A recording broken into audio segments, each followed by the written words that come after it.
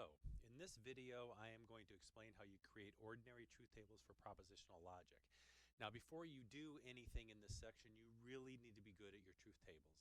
If you don't have the truth tables for your individual operators memorized, this section is incredibly difficult. But if you have those memorized, it becomes a lot easier. As a matter of fact, it almost becomes crazy easy if you just follow the rules. Now, in order to create an ordinary truth table, what you're going to do is you're going to start by creating or by underlining the number of lines you need. So the number of lines that you need for any individual truth table is always going to match exactly 2 to the n, where n is the number of letters you have. Now here you have k. Now you have it twice, but it's still just one letter. So 2 to the 1 is 2.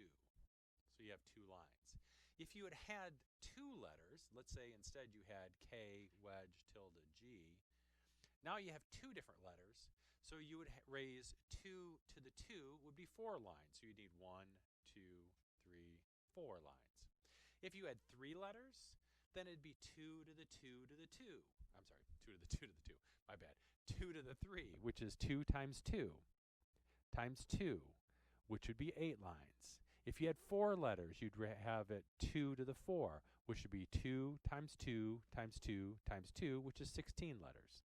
Or 16 lines.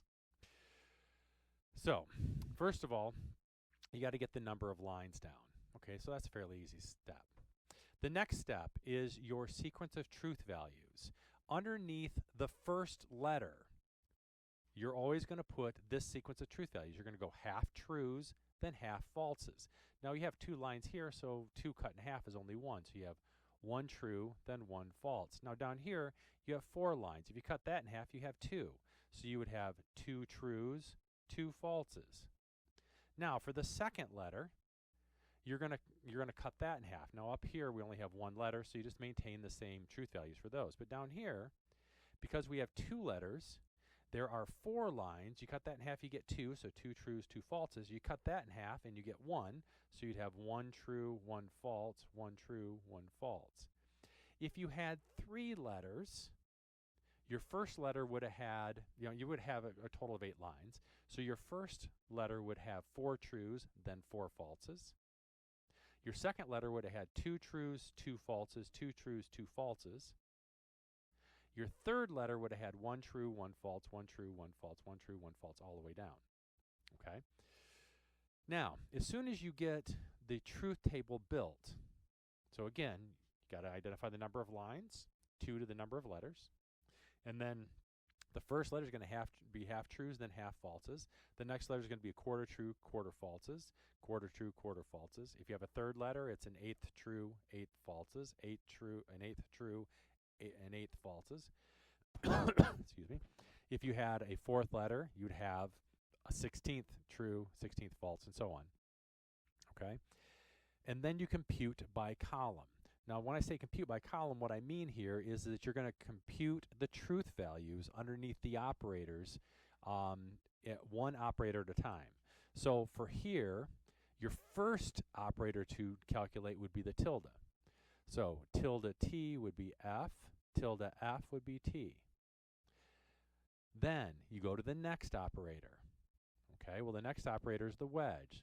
So t wedge f is t. F wedge t is t. You put a box around it and you're done.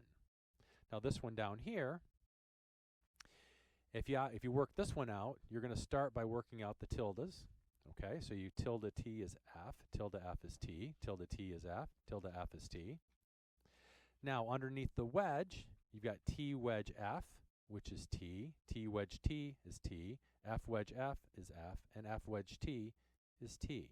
Put a box around it, and you're done. Now, the last thing. If you work all these out and you have trues all the way down, it's what we call a tautology.